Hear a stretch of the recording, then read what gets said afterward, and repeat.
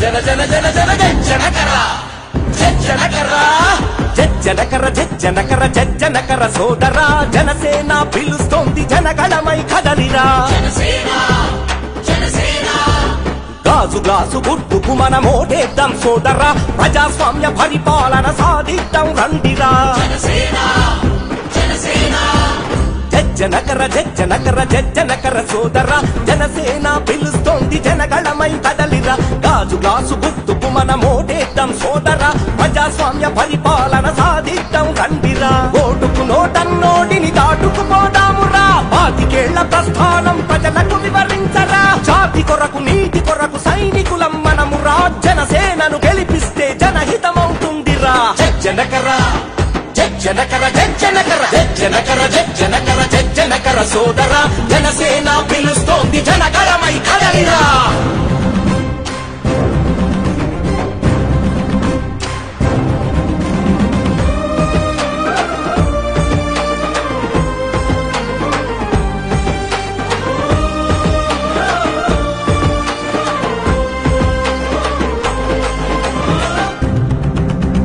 తరాలెన్ని మారుతున్న తలరాతలు మారలే ఏ తల మాటల మూటలు మురికి నీకి బుడగలే రాజకీయ వ్యవస్థను రాచరికం చేశారు ప్రశ్నించే గొంతులపై దౌర్జన్యం ఏమిటి సేకరించి దోచుకున్న భూములేడబోయెను దగాకోరు కంపెనీల చిరునామా ఏడను దగా పడ్డ రైతన్నల కోసెబడికి తెలియదు పరిహారం ఇస్తామంటూ పబ్బం గడిపేస్తారా జనకర జనకర జన జన జన జనకర జనకర జనకర సోదరా జనసేన పిలుస్తోంది జనగణమై కదలిరా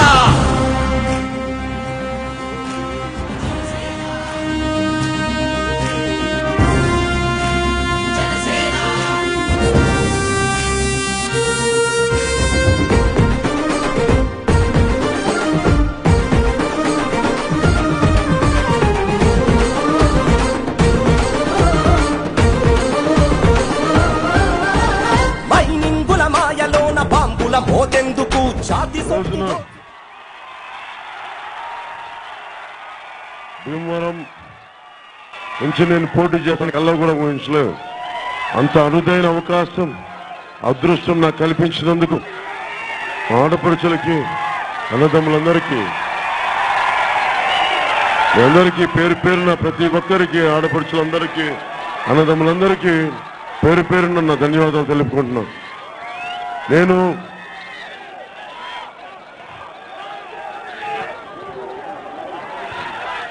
ఈ పోలీస్ సెంటర్లో నేను ఇది మాట్లాడటం ఇది 3వసారి దారిలో వస్తా ఉంటే పొద్దున చాలా మంది అడిగారు నాకు రాజకీయాల్లో మార్పు రావాలి అని కోరుకునేవాడిని చాలా బలంగా కోరుకునేవాడిని చిన్నప్పటి నుంచి ఒకటే కలగన్నాను సామాన్యుడు బతికే సమాజం కావాలి నాకు ఒక ఎమ్మెల్యే తెలిస్తేనో ఒక అధికారి తెలిస్తేనో నాకు పని అవ్వకూడదు నాకు ఎవరు తెలియకపోయినా నాకు నా కాళ్ళ మీద నేను బతకగలిగే సమాజం కావాలి నేను అలాంటి కలలుగాను పెద్ద నటుడై నేను సూపర్ స్టార్ అవ్వాలి కలగలనా 1000 కోట్లు రావాలని కలగలనా ఒక సామాన్యుడు బతికే సమాజాని కోసం నేను నిజంగా కలగలను అందుకే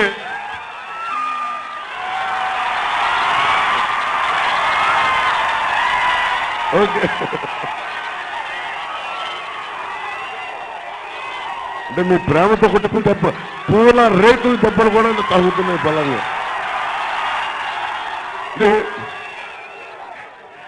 నాకు రాజకీయం చాలా ఇష్టంతో చేస్తాం చాలా ప్రేమతో చేస్తాం భయం లేదు నాకు రాజకీయాలంటే నాకు చిన్నప్పటి నుంచి నాకు తెలియందల్లా భయమే నాకు తెలియదు ఎప్పుడు భయపడతానంటే నేను ఎప్పుడున్నా ధర్మానికి విరుద్ధంగా వెళ్తే ధర్మ విరుద్ధంగా వెళ్తే అప్పుడు నాకు భయం ఉంటుంది నేను ఎప్పుడు తప్పులు చేస్తే భగవంతుడి దగ్గరికి వెళ్ళి శిక్ష అనుభవించేసేవాడిని పారిపోయేవాడిని కాదు తప్పించుకోవడానికి ఎప్పుడు ప్రయత్నం చేయాలి నా జీవితం మొత్తం మీద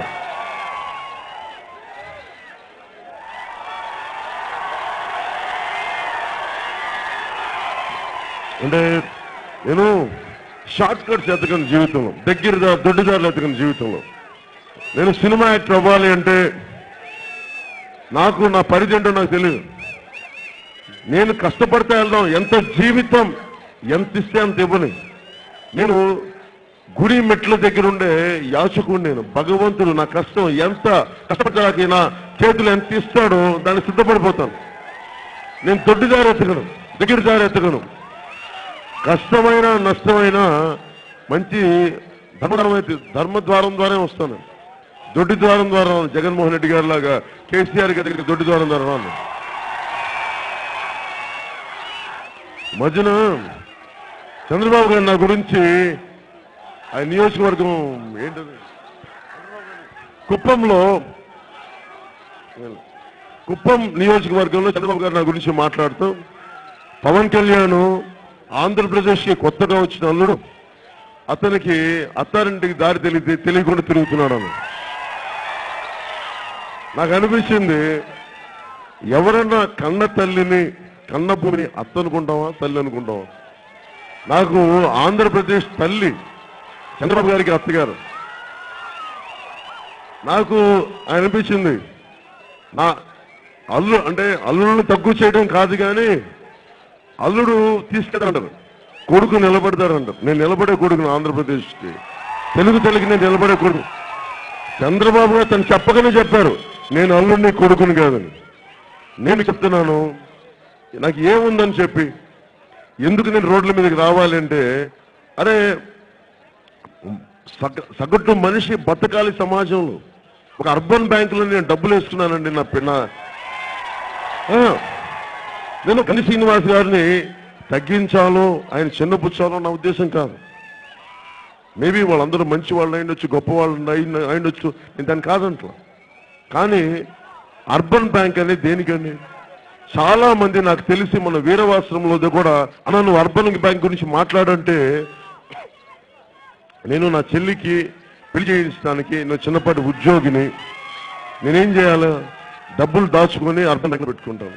అలాగే ఒక రిటైర్డ్ స్కూల్ టీచరు ఉద్యోగి ఒక 5-6 లక్షలు దాచుకుంటాడు, పెన్షన్ వస్తేమో చిన్నపాటి భీమవరం. ఇక్కడ ఏదో ఒక 5,000 వస్తే వడ్డీ, అచ్చడికి వడ్డీ వస్తుందని చెప్పి ఒక ఆశ ఉంటుంది మనిషికి. ఎందుకంటే జీవిత భద్రత లేని సమాజం కదా. ఇలాంటి వాళ్ళకి అర్బన్ బ్యాంకులో పెట్టుకుంటే ఊహించుకున్న ఒక రోజున వాళ్ళు అర్బన్ బ్యాంక్ దివాలా తీసేస్తే వాళ్ళందరూ లక్షలాది మంది పోతే ఏమైపోయారు? అన్ని కోట్ల రూపాయలు పోతే తిరిగి మర్చిపోయారు. అందరూ 10 సంవత్సరాలు అయిపోయింది, మర్చిపోయారు. కానీ ధర్మం ఎలాంటిదంటే, నువ్వు శతాబ్దాలైనా మర్చిపో, కానీ ధర్మం శిక్షించి తీరుతుంది. భారతదేశం ఇంకా బతికి ఉంది అంటే ఆ ధర్మం వల్లే బతికుంది. భీమవరం భీముడి తాలూకు వరం ఇది, అందుకే ఇది భీమవరం అయింది. భీముడు దేనికి నిలబడ్డాడు? ధర్మానికి నిలబడ్డాడు. ఇప్పుడు కర్ణుడు చాలా గొప్పవాడు కాదంట్లా, మంచి సుగుణాలు. కానీ నువ్వు ఎవరి పక్షం ఉన్నావు? ఎవరి పక్షం ఉన్నావు? ఒక నిండు సభలో ఒకరి భార్యని బట్టలు ఒలిపించి చూస్తే కర్ణుడు గొప్పవాడే, కానీ అలాంటి కర్ణుడు కూడా తప్పని చెప్పలేకపోయాడు. ఆ ఒక్క చేసిన అధర్మానికి కర్ణుడు నిజంగా అధర్మానికి చచ్చిపోవాల్సి వచ్చింది కర్ణుడు. అంటే ధర్మం భారతదేశం అంతా చాలా బలమైంది. మీరు ఎలా పడితే అలా ధర్మాన్ని ఇష్టరాజ్యంగా పడేస్తారంటే కుదరదు. జీసస్ క్రైస్ట్ జీవితాన్ని చూడండి. చాలా మంది నేను మతాల గురించి ఎక్కువ చెప్పను. నేను హిందువా, క్రిస్టియన్, ముసల్మాన్ అని చెప్పను. నేను ఒక మతంలో పుట్టుండొచ్చు నేను, కానీ నేను అన్ని మతాలని సమానంగా చూడగలిగేవాడిని. నా సొంత బిడ్డలిద్దరు రష్యన్ ఆర్థడాక్సీ చర్చికి తీసుకెళ్లి వారికి నామకరణం చేసి వారిని చేస్తే నేను ఎందుకు ఒప్పుకోగలిగానంటే అది నాకు భారతదేశం నేర్పించిన సంస్కారం. అది దేవుడు యెహోవా కానీ అల్లా అని చెప్పు, ఈశ్వర్ అని చెప్పు, అల్లా అని చెప్పు, యెహోవా అని చెప్పు, మొత్తం నువ్వే కదా సర్వంతర్యామివి. అది భారతదేశం తాలూకు గొప్పతనం. నిజానికి భారతీయ జనతా పార్టీ నాయకులే హిందువులు మాట్లాడుతూ ఉంటారు. మరి అలాంటి వాళ్ళు జగన్మోహన్ రెడ్డి గారిని ఎందుకంటే సపోర్ట్ చేస్తారు? ఏడుకొండల వెంకటేశ్వరుడికి చెప్పులేసుకుని వెళ్ళాడు జగన్మోహన్ రెడ్డి. మరి మీకు అర్థమవుతుందా భారతీయ జనతా పార్టీ ఎంత హిపోక్రసీ పార్టీయో? వాళ్ళు ధర్మం లేదు, పాడు లేదు. వాళ్ళు చేయాల్సిందల్లా ఏంటంటే అధికారం కావాలి ఎట్టి పరిస్థితులైనా సరే. పవన్ కళ్యాణ్ ఏమి ఆశించకుండా మీకు వచ్చాడే, అలాంటి పవన్ కళ్యాణ్ కూర్చోబెట్టి ఏమంటారు, నువ్వు వచ్చి మాతో కలిసిపో అంటారు. అరే మీతో భారతీయ జనతా పార్టీ కలవడానికి నాకు వ్యక్తిత్వం లేదనుకున్నా మీరు? అరే చచ్చిపోతాం, అంతేగాని కూర్చోబెట్టి అడ్డగోలుగా మేము అలా పార్టీలో కలిపేయం. మేము ఏం దిగొచ్చామనుకుంటున్నారా మీరు? ఒక్కొక్కళ్ళు ఈ దేశంలో ధర్మం నాకు ఒకటే అనిపిస్తుంది. నేను నరేంద్ర మోదీ గారంటే గౌరవం ఉంటుంది, నాకు భయాలు ఉండవు. నేను ప్రధానమంత్రి అయితే ఎందుకు భయపడతాను నేను? ఇది ఎందుకంటే భీమవరాన్ని రెండవ బర్డోలి. అసలు బర్డోలి అనేది మీకు చాలా మందికి తెలిసి ఉండొచ్చు, కొద్దిమందికి కొత్త తరగతి ఉండకపోవచ్చు. బర్డోలి అనేది 1928లో అప్పటి బాంబే బ్రిటిష్ పాలన ఉండేవాళ్ళు. బాంబే స్టేట్ అప్పుడు బ్రిటిషర్లు బర్డోలీలో రైతులకి విపరీతమైన కరువు కాటకాలు వచ్చి అసలు తినడానికి తిండి గింజలు లేని సమయంలో 30% ట్యాక్స్ ఇవ్వాలని చెప్పారు. రైతులు మొదలున్నారు, అరే అసలు తినడానికి తిండులు లేవు, మేము ట్యాక్స్ ఎక్కడ కట్టమంటే అప్పుడు వెళ్ళి ఏం చేయాలి తెలియక సర్దార్ వల్లభాయ్ పటేల్ దగ్గరికి వెళ్ళారు. అసలు సర్దార్ అనే పేరు ఎందుకు వచ్చిందో అప్పుడే పటేల్, ఉత్త పటేల్ ఆయన, వల్లభాయ్ పటేల్ ఆయన పేరు. ఆయన దగ్గర చూస్తే ఆయన రైతులు తరపున వెళ్ళి బాంబే ప్రభుత్వానికి లెటర్ రాశాడు. ఆకలి అలమటలు చచ్చిపోతున్నారు, మళ్ళీ మీరు ట్యాక్స్ ఇవ్వకూడదు, మీరు ట్యాక్స్ ఎగ్జామ్షన్ ఇవ్వండి అంటే వాళ్ళు ఒప్పుకోవాలి. ఇంకా ఒప్పుకోకపోగా వెంటనే 10 రోజులు టైం కూడా ఇచ్చారు, ఈ 10 రోజులు మీరు కట్టాలని చెప్పి.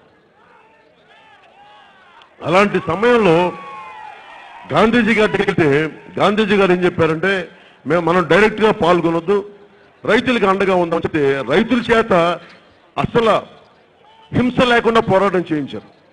చేయిస్తే 1 సంవత్సరం కాలం పోరాటం నడిచింది. దానికి పటేల్ గారు అండగా ఉన్నారు రైతులకి.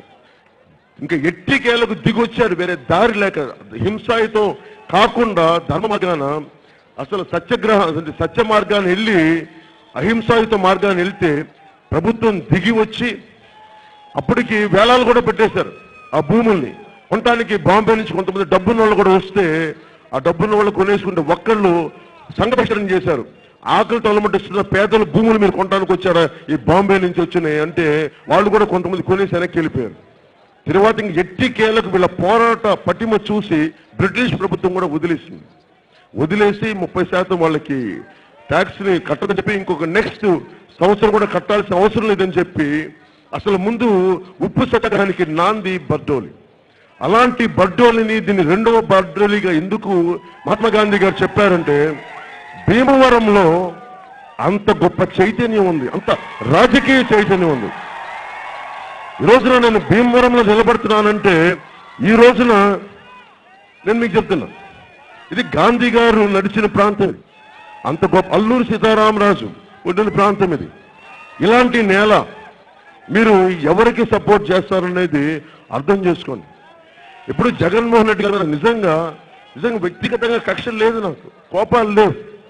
నాకు నాయకుల మీద విసుగు ఏంటంటే, ఉదాహరణకి నేను మొన్న సభలో కూడా చెప్పాను, నేను అన్నవరం షూటింగ్లో 2 అప్లు చేస్తా ఉంటే మీరు ఊహించండి, ఇక్కడ సపోజ్ ఫర్ ఎగ్జాంపుల్ ఇదేంటి ఆ సిరి డైమండ్స్ ఏదో ఉంది అక్కడ, సిరి డైమండ్స్ అనేది, లేదంటే ఇక్కడ ఏదైనా ఎవరో ఒక మన అస్థిత ఫ్యామిలీ రెస్టారెంట్ అని ఒకటి ఉంది.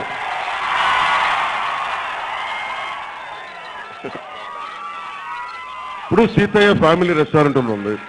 నేను ఆ ఓనర్ ఇంటికి వెళ్ళి నేరుగా తలుపులు తెరిచేసుకొని, ఎవరంటే నా పేరు పవన్ కళ్యాణ్ అండి, నాకు మీ సీతయ్య ఫ్యామిలీ రెస్టారెంట్ నాకు సగం షేర్ కావాలి. నాకు అర్థం కాదు, ఏమంటాడు ఓనర్ నన్ను, మీరు ఎవరండి అంటారు, నా పేరు పవన్ కళ్యాణ్. అయితే ఏంటి, నేను పెద్ద యాక్టర్ ఉంది, నేను పొలిటికల్ పార్టీ అయితే ఏంటి అంట. అంటే నాకు అర్థమైంది ఏంటంటే, మనకు అర్థం చేసుకోవాల్సింది, నీ పెద్దరికం నీ పాపులారిటీ మడిచి ఇంట్లో పెట్టుకోండి, బయటికి సాగండి, మడిచి చక్కగా మనసులో పరుచుకోండి. నేను 2006లో అన్నవరం చేస్తా ఉంటే ఎక్కడో లోపల ఎక్కడో ఒక రూమ్లో కూర్చుంటే నా రూములు తలుపులు నెట్టుకొని ఒక వ్యక్తి వచ్చాడు. వస్తే ఆయన పేరు రవీంద్ర రెడ్డి అని. నాకు అర్థం కాలే ఎవరండి ఈయన అన్న. ఎవరండి అని అడిగా. నేను కడప మేయర్ అండి, నా పేరు రవీంద్ర రెడ్డి అంటే. అలాగా సార్ నమస్కారం. నాకు అర్థం కాలే. నా రూమ్లోకి నేను ఇంట్లోకి సడన్గా ఎలా వచ్చేస్తానండి? సాంప్రదాయ పద్ధతి కదా, తలుపు తడుతాను, నేను రావాలా లేదని అడుగుతాను, అపాయింట్మెంట్ తీసుకుంటాను. అంటే వచ్చి ఏం కావాలండి అంటే, నాకు నువ్వు సినిమా చేసి దేనికి అని అడిగా. నేను చేసేదే అన్నవరం, రవిదానికి వ్యతిరేకంగా. మళ్ళీ అలాంటి సినిమాకి వచ్చి నువ్వు సినిమా చేయాలంటే నాకు ఎంత డైలమా అనిపించిందంటే, మీరుండగా నా ఆరోగ్యం బంగారంలో ఉంది. అంటే నాకు ఆ రోజు అనిపించింది, నేనేదో చెప్పాను, నేను అలా సినిమాలు చేయనండి, మీరు ఇష్టమైతే పద్ధతిగా మీరు అడగండి వస్తాను, అంతేగాని ఇలా మీ రూమ్లోకి వచ్చేసి నేను అలా సినిమాలు చేయనండి అని నవ్వుతో చెప్పి పంపించేశాను. వాళ్ళు నమస్కారం పెట్టి వెళ్ళిపోయారు అనుకున్నది వేరే సంగతి. నాకు అర్థం కాంది. నాకు ఆ రోజున స్ఫురణకు వచ్చింది. ఒక నిమిషం. ఆ రోజు స్ఫురణకు వచ్చింది ఏంటంటే, నాలాంటి వ్యక్తి లక్షలాది మంది, ప్రతి జిల్లాలో ఇన్ని కోట్లాది మంది ప్రజల అభిమానం చూరుకున్నవాడిని నా రూమ్లోకి వచ్చి నన్ను బలవంత పెడితే నేను భయపడాలా ఎదిరించాలా నాకే వస్తే, సామాన్యులకి ఇప్పుడు రేపొద్దున ఇప్పుడు గంధి శ్రీనివాస్ గారు వ్యక్తిగతంగా గంధి శ్రీనివాస్ గారు నచ్చిన వ్యక్తులు నాకు సీతా రెస్టారెంట్ నాకు షేర్ కావాలంటే ఏం చేస్తారంటే, ఓనర్ ఏం చేస్తారు, సామాన్యుడైన ఒప్పుకుంటామా మనం? ఆయన ఏమంటాడు, అంటే ఆయన చేస్తాడు కదా, ఒక హైపోథెటికల్ గా, అంటే ఒక చిన్న ఊహ. ఇలాగా నాకు విసుగు ఏంటంటే, మీరు గొప్పవాళ్ళు కావచ్చేమో, గొప్ప ఎమ్మెల్యేలు కావచ్చేమో, గొప్ప రాజకీయ నేపథ్యం ఉన్న వ్యక్తులు కావచ్చేమో, కానీ మీ జులుం, మీ దౌర్జన్యం మడిచి ఇంట్లో పెట్టుకొని బయటికి తీసుకురాక చిరాక. గొప్పవాళ్ళు కావచ్చేమో, మీరు సామాన్యులం. మనకి ఇంద్రాలో ఒక డైలాగ్ ఉంటుంది, మొక్కే కదా అని పెరిగితే పీక్కొస్తాం. ఆ నిజ జీవితంలో పీకలు కోయలేం కానీ ఓటు అనే తాటుతోటి మొత్తం కింద లేపేస్తాం మొత్తం దుర్మార్గులు ఎవరంటే. అందుకని సామాన్యులు దయచేసి ఎనీ రాజకీయ వ్యవస్థ, నాయకులు కావచ్చు, గొప్పోళ్ళు కావచ్చు, ప్రధానమంత్రి కావచ్చు, ప్రధానమంత్రి గారితో కూడా నా కంప్లైంట్ ఏంటండి, అరే మిమ్మల్ని ఇంత ప్రేమించి ఎన్నుకున్నామే, ఎవడొచ్చాడు దక్షిణ భారతం నుంచి, ఇంత అండగా మీకు ఉన్నాం కదా, ఉంటే నాకు ప్రధానమంత్రి నరేంద్ర మోదీ గారు నచ్చింది, మనం ఇంత అండగా ఉండి మీరు బాగుండాలి, దేశానికి దిశానిర్దేశం చేయాలంటే మనం ఇష్టపడి ఎన్నుకుంటానే భయపెట్టి పరిస్థానంటారు. నాకు అర్థం కదండి. అంటే మీ స్థాయి వ్యక్తి ఈ రోజు నుంచి ఇది చెల్లని అని మీరంతా ఈజీగా మాట్లాడేసి ఎలా అండి? అరే భారతదేశం మాకు డబ్బుతో ముడిపడి ఉంది, మాకు బ్యాంకు ఖాతాలు ఉండవు మాకు సామాన్యంగా. అలాంటి ప్రధానమంత్రి సామాన్యుని ఛాయ్వాలా అని చెప్పి అసలు నోట్ల రద్దు, జిఎస్టి, నిన్న వయసులు సభకెళ్తే జిఎస్టి ఇబ్బంది పెడతా ఉంది. మరి వ్యాపారులు జిఎస్టి ప్రిపేర్ చేయరా మనుషుల్ని? భారతదేశానికి ఇప్పుడు మన గాంధీ గారు ఎందుకు ఆపారు? చోరాచోరీ ఇన్సిడెంట్ తర్వాత, చోరాచోరీ పోలీసులు కాల్ చేసిన తర్వాత, అంటే హింసతోటి రాకూడదనే కదా ఇంకొక 20 సంవత్సరాలు ఆపింది. అంటే ఇంక్రిమెంటల్ చేంజెస్ కావాలి. ఎలా పెడితే అడ్డగోలుగా మనం మార్పులు తీసుకొచ్చేస్తామంటే భారతదేశం కుదరదు. పరిశ్రమలో ఒక కులం పెడితే పనిచేసేది ఇంకో 5-6 కులాలు ఉంటాయి, దెబ్బతినేది ఇంకో కులం. అందుకని చాలా జాగ్రత్తగా చేయాలి భారతదేశంలో రాజకీయం, చాలా జాగ్రత్తగా. మీరు ఎలా పద్ధతి చేస్తారంటే కుదరదు. ఒక కులంలో అందరూ మంచి వాళ్ళు ఉండరు, ఒక కులంలో అందరూ చెడ్డోళ్ళు ఉండరు. అది సమాజం తెలుసుకోవాలి. నేను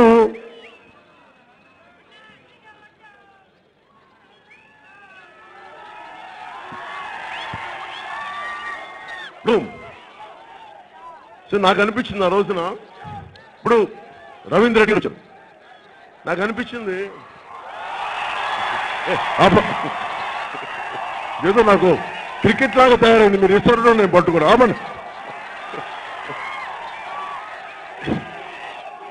ఇప్పుడు రవీంద్ర రెడ్డి గారు లాంటి కడప మేయర్ వస్తే నాకు అనిపించింది, నాలాంటి వాడికే ఒక్క నిమిషం ప్లీజ్ తమ్ముడు ప్లీజ్.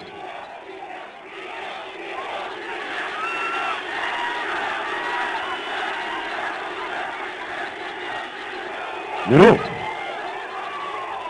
ఇక్కడ గోల్ చేయడం కాదు, ఇప్పుడు గాంధీ శ్రీనివాస్ అంటే మన తెలుగుదేశం ఎమ్మెల్యే అని పేరేంటి, బుజ్జి గారు, అంజుబాబు. ఎక్కువ బుజ్జీలు అంజుబాబులు ఎక్కువ, ఏ బుజ్జో ఏ అంజుబాబు తెలియదు. అంజుబాబు గారు మన యువతని బెదిరిస్తున్నారంట.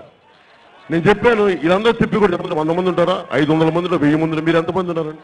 1000 మంది ఉన్నారు ఇక్కడే. నేను ఒకటే చెప్తున్నా, నీలో సాహసం ఉంటే దేశంలో అంధకారం ఉంటుందా? మీరు భయపెడితే వాళ్ళు భయపెట్టగలరా? మీకు ధైర్యం ఉంటే వాళ్ళు భయపెట్టగలరా? గుర్తుపెట్టుకోండి, మీరు ధైర్యం ఉండడం అనేది నేర్చుకోండి. ధైర్యం అనేది చాలా ముఖ్యం. చాలా చాలా ధైర్యం కావాలి మనిషికి. నేను ఈ రోజున పొలిటికల్ పార్టీ నడుపుతున్నానంటే ధైర్యంతో నడుపుతున్నాను, తెగింపుతో నడుపుతున్నాను. ఎవరు? గాంధీజీ గారు ఇచ్చిన ధైర్యం ఇది. ఏమీ లేకుండా ఇందాక మార్నింగ్ సర్వమత ప్రార్థన చేస్తున్నప్పుడు ఒక పాస్టర్ గారు, ఒక యంగ్ పాస్టర్ చాలమ్మా ఇంకా ఒక యంగ్ పాస్టర్ నాకు చెప్పింది, జీసస్ క్రైస్ట్ సమాజానికి ఎలా పనిచేశాడని చాలా ఆవేదన జీసస్ క్రైస్ట్ ఆయన చెప్తుంది. ఆ యంగ్ పాస్టర్ చెప్తా ఉంది. ఆయన చాలా బలమైన సోషలిస్ట్ జీసస్ క్రైస్ట్, బలమైన మార్క్సిస్ట్. అప్పుడు మార్క్సిజం అనే పదం లేదు, కానీ సర్వ మానవులను సమానంగా చూడాలని పోరాటం చేస్తున్నాడు. ఆ ప్రాసెస్ లో సిలువ కూడా కొట్టించేస్తున్నాడు, చంపేయని పర్లేదు కానీ నేనైతే నా ధర్మాన్ని మాత్రం చెప్పాడు జీసస్ క్రైస్ట్. అలాంటి భారతదేశం మనం భయపడతానంటే ఎట్లా? మనం అలాగే మనం భయపడద్దు, దేనికి భయపడకండి. భయపడే మార్పులు రావు. పవన్ కళ్యాణ్ భయపడితే ఈ రోజున జనసేన పుడుద్దు అనుకుంటున్నారా? ఇప్పుడు తెలంగాణలో పార్టీ పెట్టి నేను తెలంగాణ నాయకుల్ని పక్కాగా మాట్లాడాలంటే నాకు పిరికి వాడిది నేను ఎక్కడ మాట్లాడగలనండి? జగన్మోహన్ రెడ్డి అలాగా నమస్కారాలు పెట్టి అన్న అది కాదన్నా ఇదన్నా ఇదన్నా నేను చెప్పను, మాట్లాడతాను మర్యాదగా, పద్ధతిగా మాట్లాడతాను. లేదన్నా చంద్రబాబు అని, అవును ఇద్దరిని సమానంగా తిట్టగలిసిన ఆయన జగన్మోహన్ రెడ్డి గారు. నేను చంద్రబాబు గారిని సమాన దూరంలో పెట్టగలను, జగన్మోహన్ రెడ్డి గారిని సమాన దూరంలో పెట్టగలను, కేసీఆర్ గౌడ్ సమాన దూరంలో పెట్టగలను. నా శక్తి అది. దేనికి వస్తుంది ఈ శక్తి అంటే, నువ్వు ఒక పద్ధతికి, ఒక కట్టుబాటుకి, ఒక ధర్మానికి నిలబడు, చచ్చిపో. నీకు పదవి రాకపోయినా పర్లేదు, కానీ నేను పద్ధతి అయితే మార్చుకోను. నా పక్కన ఒక్కడు లేడు సాటిస్తున్నప్పుడు నా అన్నదమ్ములు, మా ఆడపడుచులు తప్ప. ఎందుకు ఇంత తపన పడతావంటే, అరే చిన్నప్పటి నుంచి పుస్తకాలు చదివి ఆవిడ త్యాగాలు వీళ్ళ త్యాగాలు, ఎంతసేపు చదువుకోవటమే కానీ మీకు విలువలు ఉన్నాడు ఒకడు బయటకు వచ్చి నడిచి చూపించాలని ఎలా తెలుసు? నడిచి చూపించాలి. అందుకే నేను నడిచి చూపిస్తున్నాను. మీకు పాసిబిలిటీ ఉందని చెప్పడానికి నేను ఈ రోజున మీ ముందున్నా. ఈ రోజున కేసీఆర్ గారు ఉన్నారు. నాకు ఒకటే ఏంటంటే, భీమవరంలో ఇప్పుడు జగన్మోహన్ రెడ్డి గారు ఇందాక చెప్పిన నాకు వ్యక్తిగతంగా కోపాలేం లేవు. కాకపోతే ఆయన చుట్టుపక్కల ఉండేది, ఉదాహరణ గంధి శ్రీనివాస్ గారు ఉంటారు. గంధి శ్రీనివాస్ గారికి మీరు అర్బన్ బ్యాంక్ పెట్టి మీరు మనుషుల్ని ఇబ్బంది పెట్టే, మరి అలాంటి వాళ్ళు జగన్మోహన్ రెడ్డి గారు ఉన్నప్పుడు మంచి పాలన ఎలా వస్తుందండి? అలాగే మనకి మర్చిపోయాం, సత్యం రామలింగరాజు గారండి పారిశ్రామికవేత్తని ఇబ్బంది పెట్టింది ఎవరంటే జగన్మోహన్ రెడ్డి గారు. మర్చిపోయాము మనంతా, భీమవరం ప్రజలందరూ మర్చిపోయారా? ఒకప్పుడు ప్రపంచానికి తలమానికంగా సత్యం రామలింగరాజు చెప్పుకునే సత్యం రామలింగరాజు గారిని ఇబ్బంది పెట్టింది ఎవరంటే జగన్మోహన్ రెడ్డి గారు కదా. మర్చిపోయారా అందరూ? అలాగా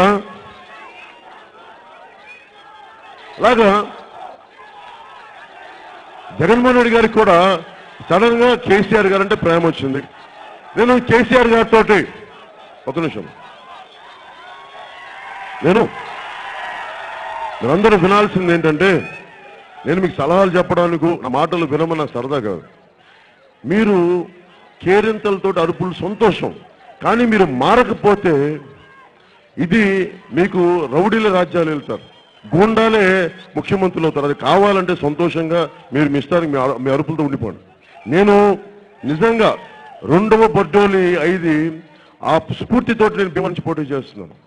ఎందుకంటే నాకు భీమవరంలో మార్పు రావాలి. భారత్ అంటే ఎక్కడో గుజరాత్లో బర్డోలీలో చేస్తే దేశంలో ఎలా మార్పు వచ్చిందో, మన భీమవరంలో కానీ మార్పు వస్తే మొత్తం దేశం అంతా మార్పు వస్తుంది. ఎందుకంటే మన భీమవరం ఒక మినీ ఇండియా. ఇది ప్రపంచం మొత్తం వెళ్తుంది. భీమవరంలో మీటర్ నొక్కితే ప్రపంచంలో అన్ని దేశాల మీటర్లు కదులుతాయి, మొత్తం కదులుతాయి.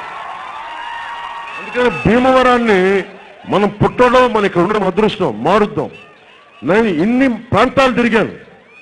ఇక్కడ ఇస్లాం మతస్థుల్ని కలిస్తే ఎంతసేపు స్వర్గం బయట ఉంటుంది అటు ఉంటుంది అని చెప్తే జన్నత్ స్వర్గం అనేది తల్లి పాదాల దగ్గర ఉంటుందని చెప్పి ఇస్లాం మతస్థులు నాకు మన భీమవరం చెప్పారు. అంత గొప్పది భీమవరం. అలాంటి మహానుభావులు ఉన్నారు భీమవరంలో. అలాగే నేను మా చిన్నప్పటి నుంచి మా ఇంట్లో చాలా రకాల మత గ్రంథాల మాకు పఠనం ఉండేది, మా నాన్నగారు చేసేవాళ్ళు. సో నాకు మా టీచర్ చెప్పిన పాఠం గుర్తుండిపోయింది. బైబిల్లో చాలా గొప్ప సూక్తి, తనని తాను తగ్గించుకున్నవాడు హెచ్చింపబడును. అలాగే తనని తాను హెచ్చింపబడ్డవాడు తగ్గింపబడినది. అంటే ఎందుకు ఆ సూక్తి ఉంటుందంటే నువ్వేం సాధించావని. పంచభూతాలు నీకు, నీ తల్లిదండ్రులు జన్మనిస్తే పుట్టిన వాడివి. అలాంటిది చచ్చిపోతే పంచభూతాలు వెళ్ళిపోయే వాళ్ళం. నీది ఏముందని ఇక్కడ ఉన్న దాంట్లో ఎంతో సన్మార్గం, ఏదైనా సేవనైతే సేవ చేయి, లేదంటే వదిలే. అంతేగాని కూర్చోబెట్టి ఇన్ని వేల కోట్లు. ఇప్పుడు గంధి శ్రీనివాస్ గారికి ఏం అవసరం? అంత డబ్బు ఎంత తింటారు ఆయన? ఆయనకు అనారోగ్యం రావా మనుషులకి? ఎన్నిసార్లు మనుషుల్ని పీడించి పీడించి డబ్బులు తిని బెదిరించి ప్రేమతో ఎందుకు మీరు మనుషుల్ని దగ్గర తీసుకోరు? ద్వేషం ఎందుకు భయపెడతారు? నాకు మన రాజకీయ వ్యవస్థ మీద ఇది కోపం. భారతదేశం ఎలాంటిదే, మీరు భారతదేశాన్ని ఎప్పుడు మీరు కాంకర్ చేయలేరు. భారతదేశాన్ని ప్రేమతోటి దగ్గర తీసుకోగలం తప్ప మీరు మా మీద ఆధిపత్యం చలక. మీరు ఎమ్మెల్యే కావచ్చు, ఎమ్మెల్యే అమ్మ మొగుడు కావచ్చు, కానీ ప్రధానమంత్రి గారు కూడా కావచ్చు. కానీ ఒకటి చెప్తున్నాను, మీరు దేశ ప్రజల్ని ప్రేమగా చూస్తేనే ప్రేమగా ఉంటారు. అది భీమవరం ప్రజలు కావచ్చు, గాజువాక ప్రజలు, మొత్తం రాష్ట్రం తెలంగాణ కూడా కావచ్చు. ప్రేమతో ఉంటేనే ప్రేమ స్పందిస్తే తప్ప మీరు భయపెడతారంటే ప్రతి ఒక్కరు ఒక భగత్ సింగ్ అయిపోతారు, ప్రతి ఒక్కళ్ళు ఒక ఝాన్సీ లక్ష్మీరాణి అయిపోతారు. అంటే మీరు భయంతో మిమ్మల్ని పాలించలేరు. ప్రతి నాయకులు గుర్తుపెట్టుకోవాలి. అలాగే కేసీఆర్ గారు మాట్లాడుతూ ఉన్నారు నిన్న, మేము స్పెషల్ కేటగిరీ స్టేటస్ కోసం పోరాటం చేస్తామని. నాకు అనిపిస్తుంది, మరి లాస్ట్ 2 రోజులు ఎందుకు మార్చారండి మీరు ఈ మాట? ఇన్ని సంవత్సరాలు మీరు చట్టసభల్లో ఉన్నారు, మీరు పార్లమెంట్లో ఉన్నారు, అంటే కరెక్ట్ ఎలక్షన్ టైంలో మీరు మాట్లాడాల్సి వచ్చిందా? వారంటే నాకు చాలా గౌరవం ఉంది. ఒక ఉద్యమాన్ని, తెలంగాణ ఉద్యమాన్ని కష్టపడి తీసుకెళ్లిన వ్యక్తి, మేము దానికి తప్పు పట్టట్లా. మీరు తిట్టారు, అది కూడా భరించాం. దేనికంటే మీరు చిరకాల వాంఛ, దాన్ని గౌరవించి మాట్లాడాం. నాకు ఎదురు తిరగలేక కాదు, ధైర్యం లేక కాదు. తెలంగాణలో ఆంధ్ర దళితులను కూడా వేరు, దళితులు మళ్ళీ తెలంగాణ దళితులు ఆంధ్ర దళితులు అని చెప్పి వేర్పాటువాదం తీసుకొస్తే ఏం చేస్తాం? సమాజం అంత విచ్ఛిన్నం అయిపోతుంది. అవన్నీ చూసి సమాజం విచ్ఛిన్నం అవ్వకూడదనే ఉద్దేశంతో నేను చాలా పద్ధతిగా మర్యాదగా మాట్లాడాను. నా ఉద్దేశం ఏంటంటే, విడిపోయిన తర్వాత కూడా ఇంకా ఆంధ్ర తెలంగాణ చవగొట్టకపోతే మమ్మల్ని వదలండి ప్లీజ్, ఇబ్బంది పెట్టకండి. అక్కడెక్కడో భీమవరం సంబంధించిన వ్యక్తులు అక్కడ మనకి చుట్టుపక్కల ఉన్నారని చెప్పి, హైదరాబాద్ శివార్లు ఉన్నారని చెప్పి వాళ్ళు నాకు ఇబ్బంది పెట్టి ఇక్కడ గంధి శ్రీనివాస్ గారికి సపోర్ట్ చేయమని, అలాగే మన శ్రీనివాస్ యాదవ్ గారిని ఇక్కడ పంపిస్తే అర్థం ఏంటండి? ఇలా తలసాని శ్రీనివాస్ యాదవ్ గారు ఉంటారు, ఇక్కడికి వచ్చి భీమవరంలో వైసీపీ తరఫున సపోర్ట్ చేయమన్నారు. అసలు తలసాని శ్రీనివాస్ యాదవ్ని గెలిపించింది సనత్ నగర్ 2014లో మన జన సైనికులు మనం గెలిపిస్తాం. ఆ రోజు నేను వెళ్ళకపోతుంటే సభలో ఇంకా నేను రావడం లేట్ అవుతా ఉంది. సభను మొత్తం మన వాళ్ళు ఊపేస్తున్నా, మావాడు వస్తారా లేదు, ఆయన భయపడతా ఫోను, మీరు వస్తారా లేదా అని. దారిలో ఉన్నారు. వీళ్ళు వచ్చి మన పేరు చెప్పుకొని గెలిచి ఈ రోజున భీమవరంకి వచ్చి మీరు వాళ్ళు సపోర్ట్ చేయమంటే, మీరు మా గట్టున మొత్తం మా తిండి తిని మీరు ఆ గట్టుకెళ్ళి సపోర్ట్ చేస్తాం. ఏం మాట్లాడుతాం తలసాని శ్రీనివాస్ యాదవ్ గారు లాంటి వాళ్ళకి? అందుకని ఏదైనా మాట్లాడితే ఇదే తలసాని శ్రీనివాస్ యాదవ్ గారు కేసీఆర్ గారిని ఎలా తిట్టాడంటే నా ముందు నేను చెప్పలేను, అంత తిట్టాడు. అలాగే దయాకర్ గారు ఎంత తిట్టారో అంత తిట్టారు. మరి వీళ్ళు కలిసిపోయారు. ఈ రోజున తెలంగాణ కోసం ఏ యువత అయితే చచ్చిపోయారో పాపం వాళ్ళు రోడ్ల మీద ఉన్నారు. కానీ తెలంగాణ కోసం అవకాశవాదం రాజకీయ నాయకులందరూ ఈరోజు ప్రభుత్వాలు ఉన్నారు, కాంగ్రెస్ గారు ఇంకొకరు గారు. మరి ఇట్లాంటి వ్యవస్థ మారాలంటే సమూలంగా కొత్త రాజకీయ సమీకరణాలు కావాలి, కొత్త రాజకీయాలకు రావాలి. దాంట్లో భాగంగా నేను ఇవంతా చేసుకుంటూ వస్తున్నాను. నిజంగా కేసీఆర్ గారికి మన ఆంధ్రప్రదేశ్కి స్పెషల్ కేటగిరీ స్టేటస్ ఇవ్వాలంటే మిమ్మల్ని ఆపేది ఎవరండి? మిమ్మల్ని 5 సంవత్సరాలు ఉన్నారు, నో కాన్ఫిడెన్స్ మోషన్ అప్పుడు మీరు మాట్లాడి ఉండొచ్చు కదా. ఒక్క మాట మాట్లాడలేదు. మీరు వాళ్ళ ప్రభుత్వం మీద అవిశ్వాసం పెట్టారు, కానీ ఆంధ్రప్రదేశ్ స్పెషల్ కేటగిరీ స్టేటస్ కాబట్టి మాకు చాలా కోపం. ఎందుకు చెప్పలేకపోయారండి ఆ రోజున? ఈరోజు కొత్తగా ప్రేమ పుట్టుకొచ్చిందా జగన్మోహన్ రెడ్డి గారు కావాలని? నేను ఒకటి చెప్తున్నా, 2014లో జగన్మోహన్ రెడ్డి గారు ముఖ్యమంత్రి అవుతారు, గంటాపదంగా చెప్పి కేసీఆర్ గారు ముఖ్యమంత్రి అయిన తర్వాత మరి ఎవరు గెలిచారు? జగన్మోహన్ రెడ్డి గారు గెలిచారా, ఓడిపోయారా? అంటే కేసీఆర్ గారు ఒక సామెత ఉంటుంది, తాను ఒకటి తలిస్తే దైవం ఒకటి తలిచిందని. కేసీఆర్ ఒకటి తలిస్తే దైవం ఇంకోటి తలుస్తుంది, 7 కొండల వాడు ఇంకోటి తలుస్తాడు. జగన్మోహన్ రెడ్డి గారు అవ్వాలా కాదు, నాకు వ్యక్తిగతంగా శత్రుత్వం లేదు. నాకున్న విసుగల్లా మీరు ఒక ముఖ్యమంత్రిగా అవ్వాలనుకుంటున్న వ్యక్తి, మీరు ఏ రోజైనా మనిషికి మీరు మర్యాద ఇచ్చారు? దేవుడు మర్యాద అని మళ్ళీ తర్వాత మాట్లాడతారు. కనీసం చట్టసభకి వెళ్ళాలి కదా, అసెంబ్లీకి వెళ్ళాలి కదా. అంటే ఎంతసేపు నేను పాదయాత్ర చేశానంటే మరి అంబేద్కర్ గారి స్ఫూర్తి దేనికి? అండ్ అంబేద్కర్ గారి జయంతిలో దండలు వేయడానికి, ఆయనకి పాలాభిషేకం చేయడానికి, ఆయన పూలు చేయడానికి స్ఫూర్తి, ఆయన స్ఫూర్తి తీసుకోవాలని చట్టసభలకు వెళ్ళాలి. దుర్మార్గమే తెలుగుదేశం నాయకులు చేసింది, మన ఎమ్మెల్యేలు చేస్తున్నారు. కానీ వెళ్ళాలి, ఒక్కలే కూర్చోవాలి, అవమానాలు పడాలి.